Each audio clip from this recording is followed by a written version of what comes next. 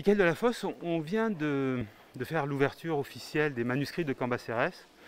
Alors Cambacérès, c'est quand même un homme qui a commencé en quelque sorte sa carrière avec la Révolution française et qui la termine au service d'un empereur. Est-ce qu'il y a là un enseignement ou pas de ce que peut être une ambition politique? Il y a des personnages comme ça dans cette période. Ils sont rares à avoir traversé les différents régimes de 1789 à 1815.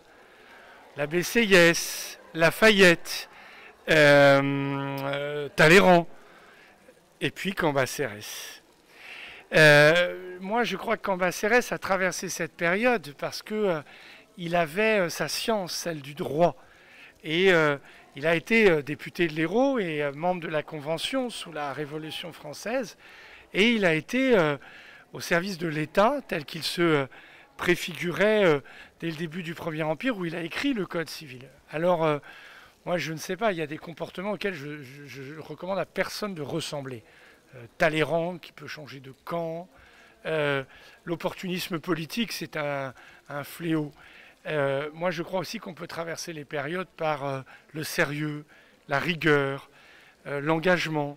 Voilà, donc les manuscrits que nous vont dévoiler nous raconteront sans doute comment il a fait pour échapper peut-être à la guillotine ou pour se retrouver au plus près de l'empereur, sans doute son talent de juriste. Alors, qui est le Cambacérès d'aujourd'hui? Ça, je l'ignore, et je trouve qu'il ne faut jamais se comparer aux figures de l'histoire, parce que chaque période a sa propre histoire. En tout cas, il n'est pas interdit d'avoir de la vertu, d'avoir des valeurs, d'avoir des principes.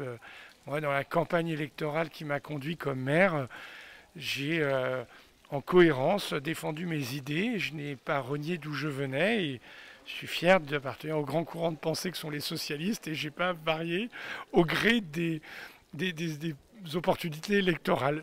Moi, c'est en ça que je crois aujourd'hui et pour demain. En tout cas, c'est ma ligne de conduite.